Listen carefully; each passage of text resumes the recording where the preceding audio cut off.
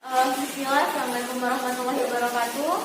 Jadi di sini saya akan melakukan anamnesis dan pemeriksaan THT. Nah, Assalamualaikum, selamat sore Ibu. Perkenalkan saya Bulan, saya bertugas di Politeknik hari ini Bu ya. Jadi Bu, sebentar itu kita akan melakukan anamnesis, di mana anamnesis itu adalah proses tanya jawab antara saya dan Ibu. Jadi sebentar saya yang akan memberikan pertanyaan dan Ibu yang akan menjawab. Nah, untuk anamnesis ini saya berharap Bu memberikan saya jawaban dan keterangan yang sangat jujur. Karena mengapa? Jawaban-jawaban dari Ibu itu akan membantu saya untuk mendiagnosis penyakit Ibu dengan baik dan benar. Untuk kerahasiaannya sendiri, insya Allah saya dengan Ibu yang tahu Bu. Dan saya juga memberikan Ibu hak untuk tidak menjawab apabila saya memberikan pertanyaan-pertanyaan yang menurut Ibu tidak perlu dijawab atau privasi. Jadi bagaimana, apakah Ibu bersedia? Iya, bersedia. Baik, terima kasih banyak Ibu ya. Jadi kalau boleh tahu dengan Ibu siapa? Ibu Nining.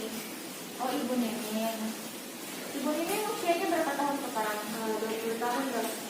20 tahun ya Bu ya? Alamatnya di mana Bu? Tamalate. Oh, alamatnya di Tamalate. Ibu ini sekarang pekerjaannya apa? Wira swasta. Oh, wira swasta. Ya, Ibu ini. Kalau boleh tahu Ibu ini kesini dengan keluhan utama apa Bu ini? Ini dok, saya rasa sakit pada bagian telinga dok. Oh, sakit pada bagian telinga. Penganan. Sakit pada telinga ini Ibu alami sudah berapa lama? Sudah 2 hari dok. Sudah 2 hari yang lalu ya.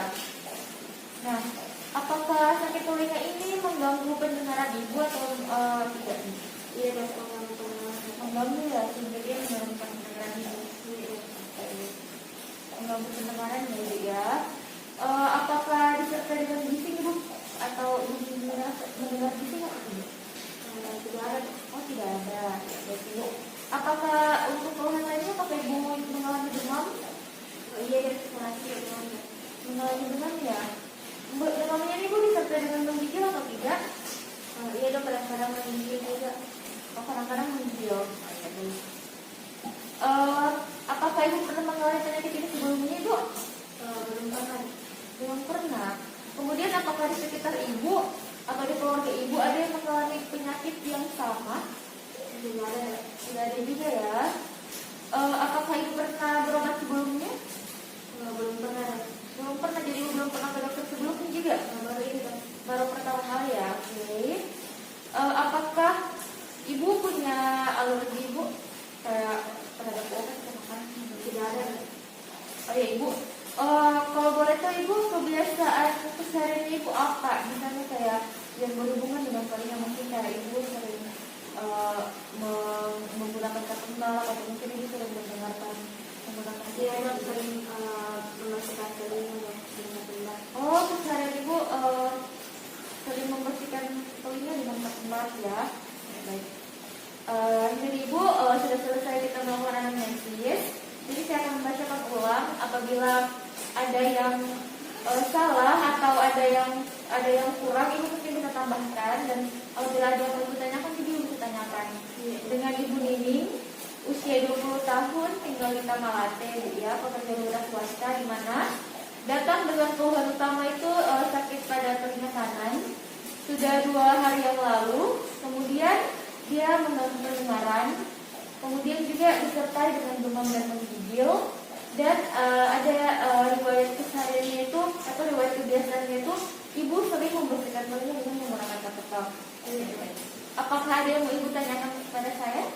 Tidak ada. Nah, Bu, jadi dari anamnesis ini di sini saya bisa menyimpulkan diagnosis dari penyakit yang Ibu alami sekarang itu mungkin Ibu mengalami ostitis media dan ostitis dan diagnosis bandingnya itu adalah ostitis externus. Nah, jadi untuk memastikan diagnosis saya memerlukan pemeriksaan tambahan dan pemeriksaan fisik Ibu ya. Jadi mungkin apakah Ibu bersedia Ibu? Iya. Jadi Bu, sebentar kita akan melakukan beberapa pemeriksaan. Jadi sebelum saya melakukan pemeriksaan, saya akan mencuci tangan terlebih dahulu.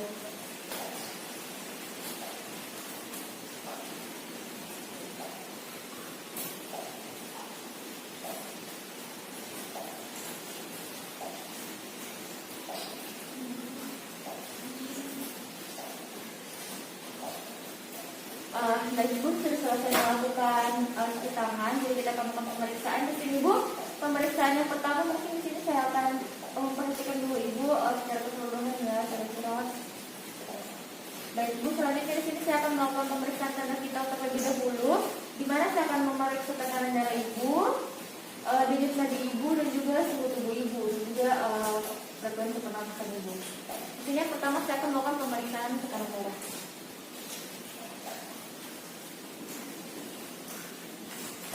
Ibu mungkin bisa tangan kanannya Ibu ya.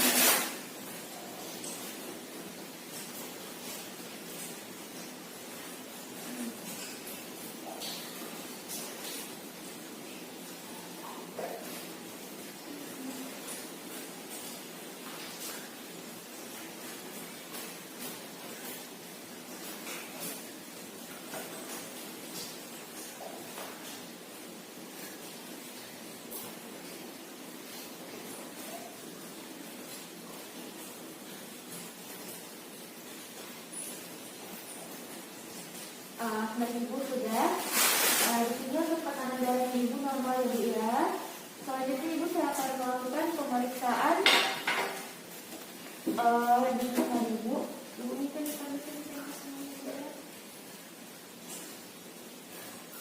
untuk denyut nadi Ibu juga normal. Selanjutnya saya akan melakukan suhu tubuh, pemeriksaan suhu tubuh. Mungkin ini termometernya Ibu bisa di mana Ibu? Ini ya. Dan saya akan perhatikan frekuensi pernapasan Ibu. Baik, untuk frekuensi pernapasan yang juga suhu tubuh normal Ibu ya. Baik, terima kasih Ibu. Di sini selanjutnya kita akan melakukan pemeriksaan fisik THT.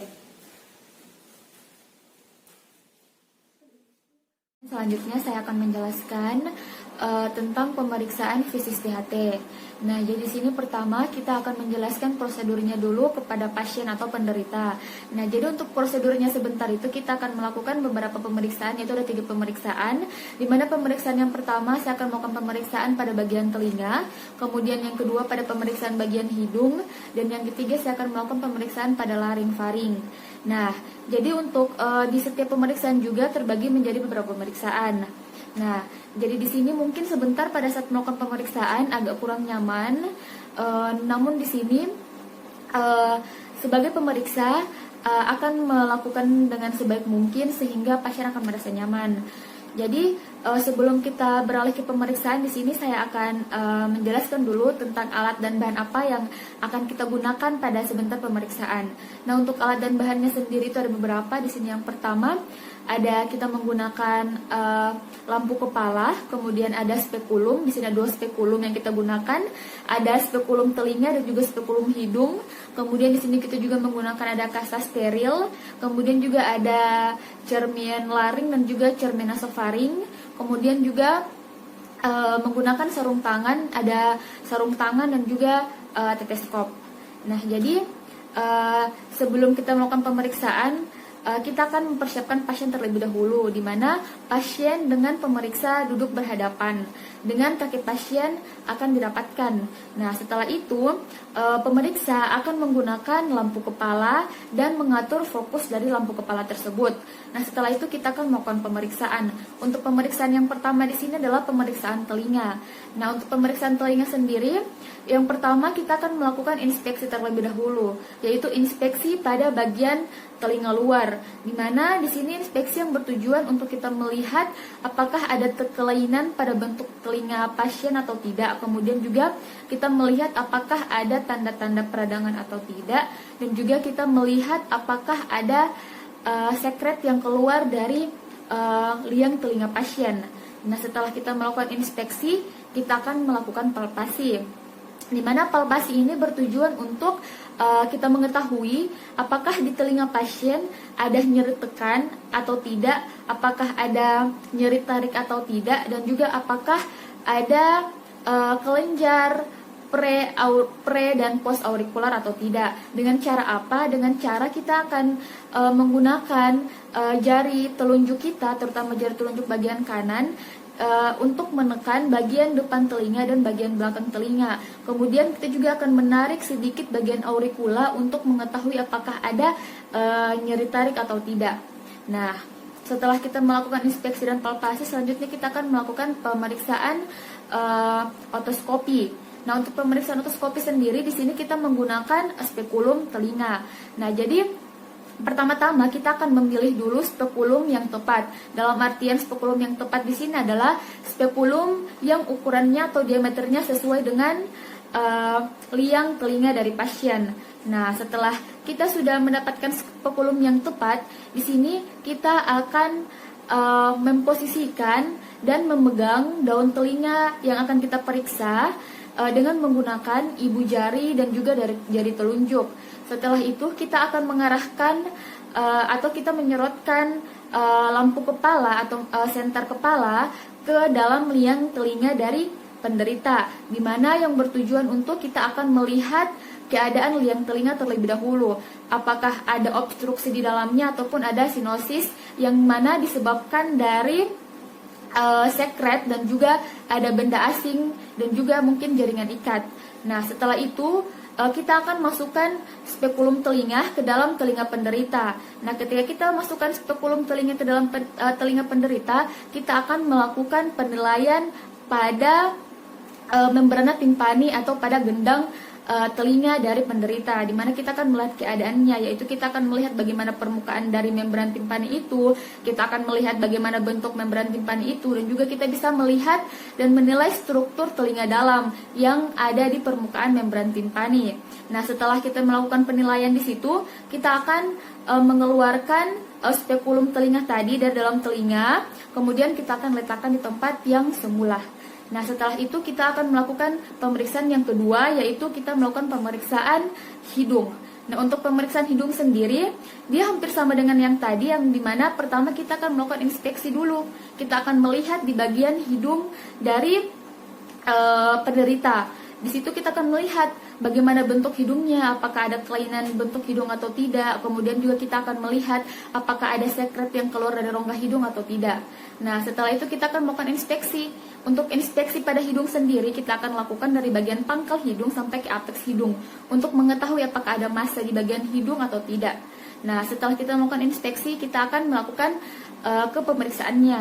Nah, untuk hidung sendiri di sini ada 3 pemeriksaan, di mana yang pertama ada pemeriksaan rinoskopi anterior, kemudian kedua ada pemeriksaan rinoskopis posterior, dan yang ketiga ada pemeriksaan faringoskopi. Di sini yang pertama untuk pemeriksaan rinoskopi anterior. Untuk pemeriksaan rinoskopi anterior di sini kita menggunakan spekulum, yaitu spekulum untuk hidung. Nah, di mana seperti yang tadi kita juga akan memilih spekulum terlebih dahulu, yaitu spekulum yang tepat. Dalam artian spekulum yang diameternya sesuai dengan rongga hidung dari penderita. Nah, setelah itu, setelah kita mendapatkan spekulum yang tepat, kemudian kita memegang dan memasukkan spekulum tersebut ke dalam rongga hidung penderita. Setelah itu kita akan mengarahkan dan mensorotkan lampu kepala ke dalam rongga hidung. Nah, di sini kita akan menilai dan melihat terlebih dahulu struktur dari rongga hidung, di mana yang terdiri dari kita akan melihat dasar-dasar rongga hidung, kemudian konka-konka, meatus, dan juga septum nasalis dari rongga hidung. Setelah itu kita juga akan melakukan di sini kita akan melakukan penilaian terhadap palatum mole. Nah, untuk palatum mole sendiri di sini kita melihat pergerakan dari palatum mole itu. Nah, setelah kita melakukan penilaian, kita akan menarik atau mengeluarkan kembali skapulum hidung itu dan kita letakkan ke tempat yang semula. Nah, selanjutnya kita akan melakukan pemeriksaan yang kedua, yaitu pemeriksaan hidung yang kedua, yaitu pemeriksaan rinoskopi posterior. Untuk pemeriksaan rinoskopi posterior sendiri di sini kita akan menggunakan cermin nasofaring. Nah, jadi yang pertama kita juga akan memilih cermin nasofaring yang tepat. Setelah itu, setelah kita mendapatkan cermin nasofaring yang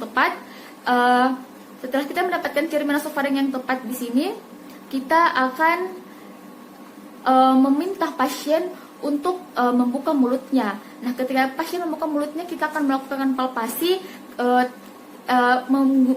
palpasi kepada lidah pasien dengan menggunakan spatel lidah, di mana kurang lebih sepertiga dorsal. Nah, setelah itu kita akan memasukkan cermin nasofaring ke dalam orofaring, di mana sebelum kita memasukkan cermin nasofaring tersebut kita melidah apikan terlebih dahulu. Nah, setelah itu ketika cermin nasofaring sudah ada di orofaring, kita akan memposisikan sedemikian rupa sehingga terlihat struktur dari hipofaringnya. Nah, ketika itu kita akan melakukan penilaian. Setelah itu kita akan kembalikan alat-alat yang digunakan ke tempat semula. Nah, kemudian yang terakhir kita akan melakukan pemeriksaan faringoskopi. Untuk faringoskopi sendiri di sini seperti tadi, kita akan meminta pasien untuk membuka mulutnya. Kita meminta pasien untuk membuka mulutnya, kemudian kita akan melakukan palpasi pada lidah pasien dengan menggunakan spatel lidah.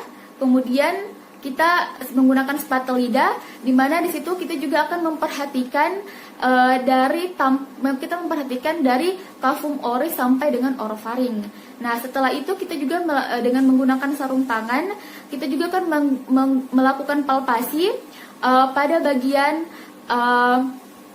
bagian mukosa bukal, kemudian juga pada bagian dasar lidah dan juga pada palatum. Di sini yang bertujuan untuk kita mengetahui apakah ada kelainan pada bagian lidah atau tidak. Jadi selanjutnya di sini kita akan melakukan pemeriksaan laringoskopi indirect atau pemeriksaan laringfaring. Nah, di sini alat yang akan kita gunakan yaitu cermin laring. Nah, jadi yang pertama seperti tadi, di mana kita akan mempersiapkan dulu atau akan memilih cermin laring yang tepat, yang baik akan kita gunakan. Nah, ketika kita sudah mendapatkan yang tepat, di sini kita akan menginstruksikan atau kita akan menyuruh dan meminta kepada penderita untuk membuka mulutnya dan menjulurkan lidahnya. Nah, ketika penderita sudah menjulurkan lidahnya, maka kita akan memegang dengan menggunakan kasa steril pada lidahnya dan kita akan melakukan fiksasi sembari kita meminta pasien untuk tetap rileks dengan bernafas secara normal saja. Nah, kemudian kita akan meletakkan cermin laring tersebut di dalam orofaring penderita. Namun terlebih dahulu kita lidah apikan cermin laring tersebut sebelum kita taruh ke dalam orofaring pasien. Nah, kemudian setelah kita letakkan, kita akan posisikan sedemikian rupa sampai struktur dari hipofaringnya terlihat, yaitu di mana struktur yang hipofaring terlihat mungkin bisa seperti epiglotis, valikula ataupun plika vokalis. Nah, setelah itu kita akan melakukan penilaian mobilisasi plika vokalis, di mana dengan kita akan meminta pasien untuk menyebut huruf I berkali-kali. Nah, setelah kita melakukan penilaian, kita akan mengembalikan alat-alat yang kita gunakan tadi ke tempat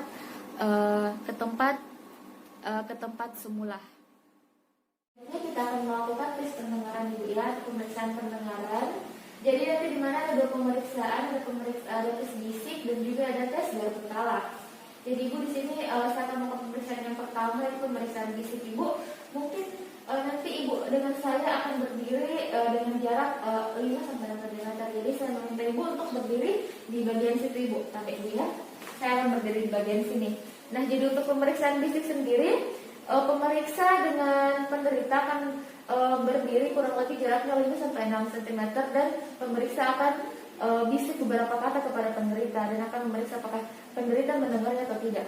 Jadi Bu, saya akan mengucapkan beberapa kata dengan bisik. Apabila Ibu mendengar, nanti akan saya tanyakan. Jadi Bu, bagaimana apakah Ibu mendengar? Dengar ya apa yang saya katakan Bu?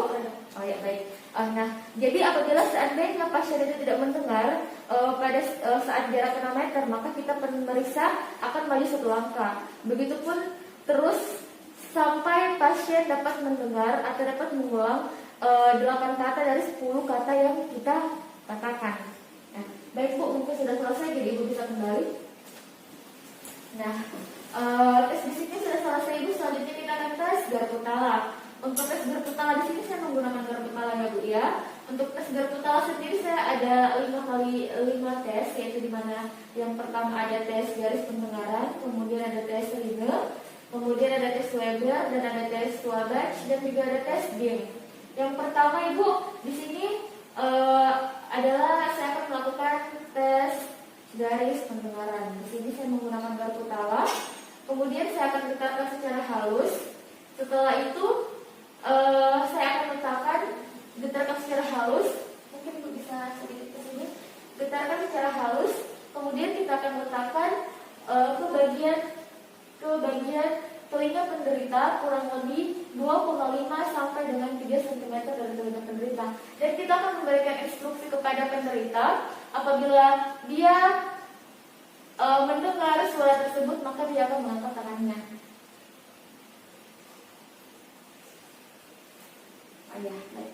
Nah, untuk tes ini kita lakukan dari frekuensi garputala yang paling kecil sampai yang paling tinggi. Dan untuk melakukannya harus pada kedua telinga. Setelah itu kita catat hasilnya dan melakukan interpretasi. Kemudian saya akan melakukan tes yang kedua, yaitu tes Rine. Nah, untuk tes Rine sendiri garputala yang kita gunakan yaitu garputala 256 atau 512 Hz, di mana kita getarkan juga secara halus. Kemudian di sini kita akan letakkan kepada pelatung mastoid dari penderita. Nah, dan kita juga memberikan instruksi kepada penderita apabila dia sudah tidak mendengar, dia bisa mengangkat tangannya. Nah, apabila penderita sudah tidak mendengar, maka garputala ini kita akan memindahkan kakinya ke bagian liang telinga dari penderita. Dan apabila apakah masih mendengar ini? Tidak. Setelah itu kita melakukan juga kedua telinga dan kita catat hasil dan interpretasi. Selanjutnya kita akan melakukan tes Weber. Untuk tes Weber sendiri kita juga menggunakan garputala dengan frekuensi 256 atau 512 Hz, di mana kita akan getarkan secara halus.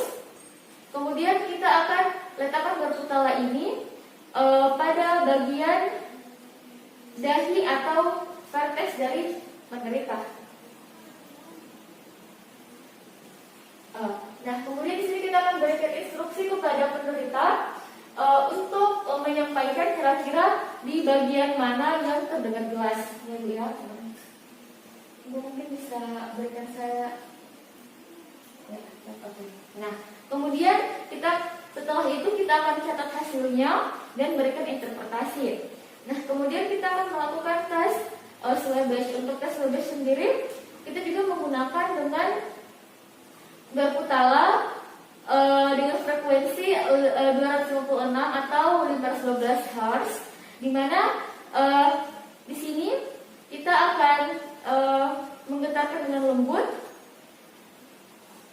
Kemudian di sini kita akan letakkan kepada pelatung mastoid dari pemeriksa dari penderita.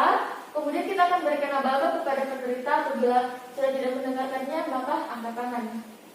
Nah, apabila penderita sudah tidak mendengar, maka garputala tersebut kita akan pindahkan ke telinga pemeriksa.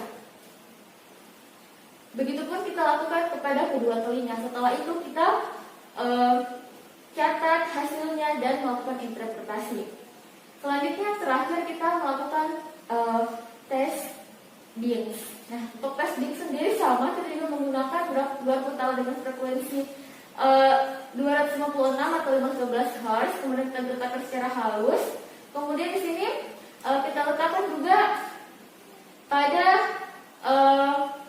pelatung mastoid. Nah, di sini dengan kita meminta pasien untuk menutup telinga di sebelahnya.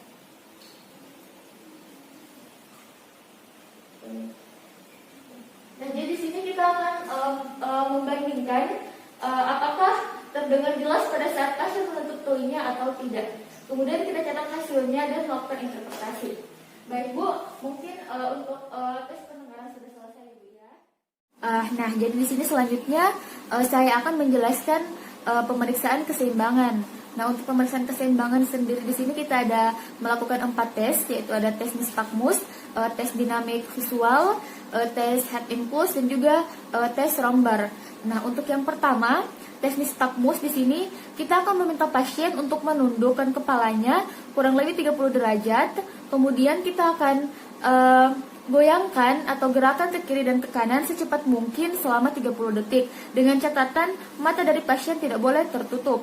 Kemudian kita akan catat hasilnya dan melakukan interpretasi. Untuk selanjutnya tes yang kedua yaitu dinamis visual. Nah, untuk dinamis visual sendiri di sini kita akan meminta pasien untuk membaca huruf yang ada pada Snellen card. Hampir mirip dengan tes visus mata. Kemudian kita akan tandai pada garis kemampuan membaca maksimal dari pasien.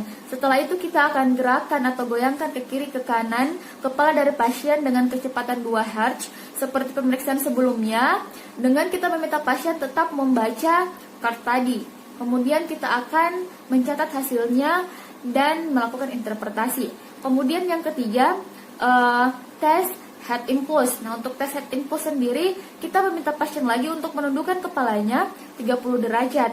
Kemudian, kita meminta pasien untuk menoleh ke arah lateral atau ke bagian lateral dengan posisi 15 derajat sampai 30 derajat. Dengan kita akan memfokuskan pandangan dari pasien ke titik target. Nah, titik target ini bisa saja berupa bagian ujung hidung dari pasien. Kemudian setelah itu kita akan gerakan kepala pasien ke titik awal dengan catatan pasien harus tetap fokus ke titik target yang diberikan tadi. Nah, kemudian kita catatkan hasilnya dan kita melakukan interpretasi. Nah, untuk yang tes yang terakhir yaitu tes Romberg. Nah, untuk tes Romberg sendiri ini kita meminta pasien untuk berdiri dengan kedua kaki, kemudian dengan kedua kaki yang sejajar, kemudian kedua tangannya diletakkan di atas dada, dan di sini kita akan melakukan perbandingan pada saat mata pasien tertutup dan mata pasien terbuka. Kemudian kita akan catat hasilnya dan melakukan interpretasi. Misalnya, jadi Ibu, selanjutnya di sini kita akan melakukan pemeriksaan terakhir ya Bu ya. Untuk pemeriksaan terakhir ini tinggal beberapa pemeriksaan. Jadi di sini ada tes penghidu dan juga ada tes pengecap. Nah, di mana untuk tes penghidu sendiri nanti saya akan melakukan tes di bagian hidung Ibu. Kemudian kalau untuk tes pengecap itu di bagian lidah Ibu. Nah, kalau untuk penghidu sendiri dia itu bertujuan untuk kita mengetahui apakah penghidu Ibu masih berfungsi dengan normal atau tidak. Begitu, ataupun juga kita akan untuk mengetahui apakah perasa Ibu masih berfungsi dengan normal atau tidak. Kemudian kalau untuk pengecap, untuk kita mengetahui apakah reseptor lidah Ibu masih berfungsi dengan baik atau tidak. Jadi Bu, mungkin sebelumnya saya akan memcuci tangan terlebih dahulu dan mempersiapkan alat dan bahan. Mungkin Ibu juga bisa memposisikan duduk Ibu dengan baik ya, yaitu berhadapan dengan saya. Ibu.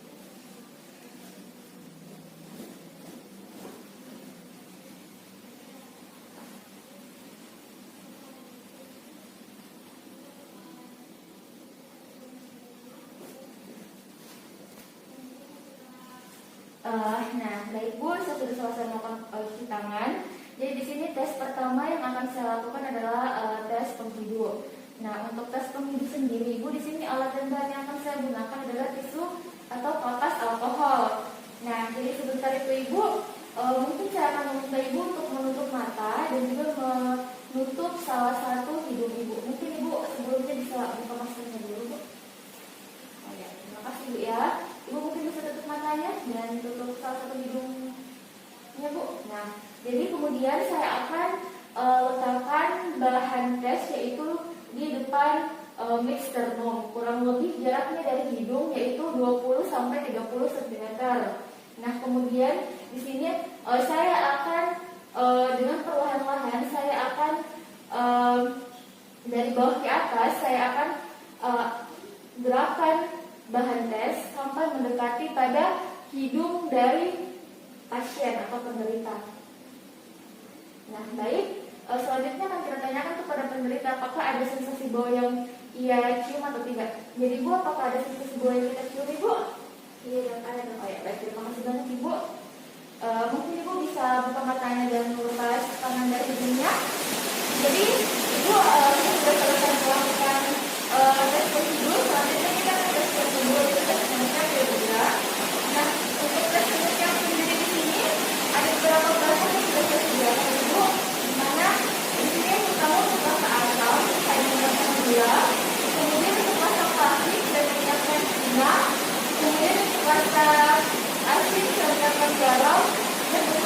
asam.